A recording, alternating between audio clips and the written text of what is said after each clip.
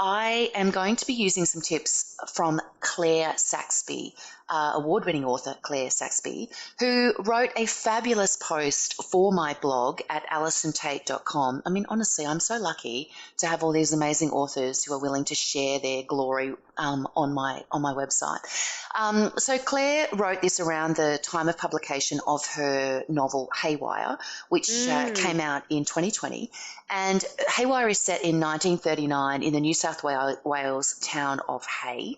And it's about 14-year-old Tom, whose family runs the local bakery, and Max Gruber, who is nearly 14, who is interred and shipped to Australia, ending up in Hay.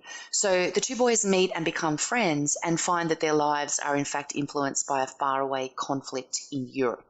So it's obviously something where, you need to get the details right. And in fact, Claire's novel Haywire, I think it's been shortlisted and longlisted and all sorts of things for various awards. So she's obviously knows how to do this.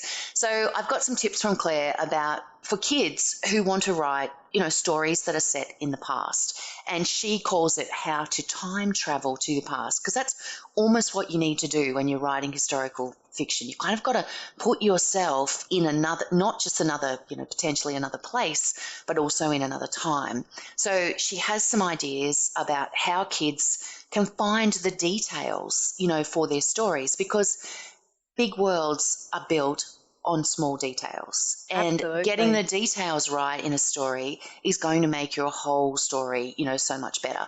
So her first tip is to look at old photos. So if you're kind of thinking that you'd like to write, a story set in another time, look at family photo albums. So even, your parents are going to be sort of from this, the 70s, 80s, 90s. Look at their haircuts, look at the clothes they're wearing. They're so different.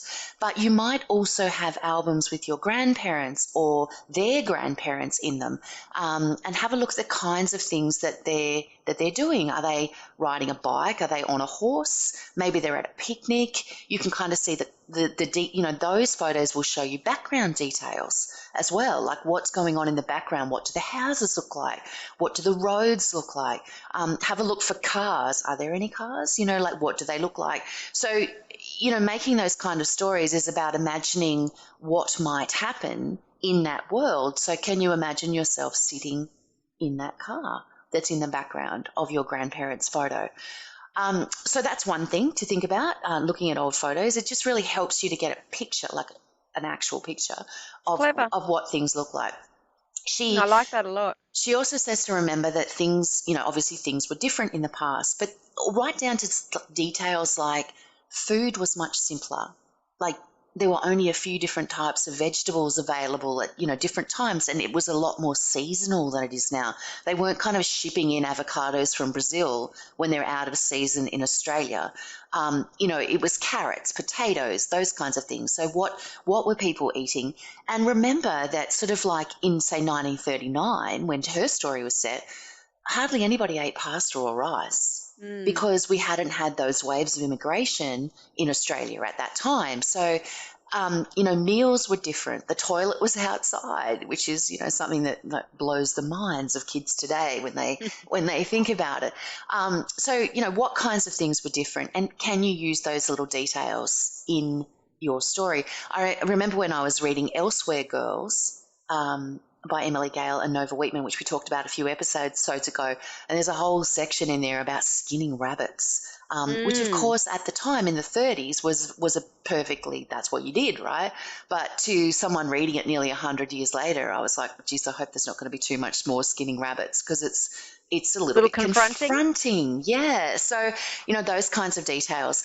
And she also recommends, that kids, my third tip, is to talk to your family and talk to the people around you, like your parents, your aunties, your uncles, grandparents, neighbours. Once they start telling stories about what it was like when they were growing up, it's going to give you a great picture of what life was like. And the sorts of stories that you hear are stories that you can kind of use as a starting point for your story. You can use them within your story.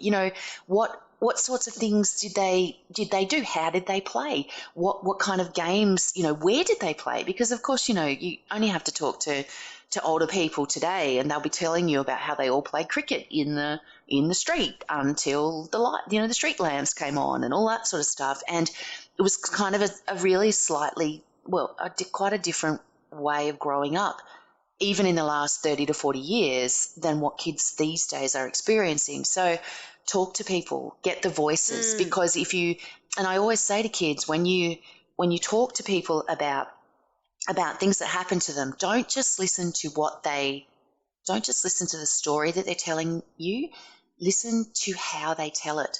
Listen to the language that they use. Listen to the way that their speech changes. Listen to, the bits that get them excited, because those are the sorts of things that you can also use in the dialogue for your story. So those are my 3 tips. Love them. And Claire's, for time traveling to the past. And Claire's actually given us 5 tips in this post, and I will put the post in the show notes, but you can find it at AllisonTait.com, and probably the easiest way to find it is just to search for Claire's name, Claire Saxby, Claire Saxby.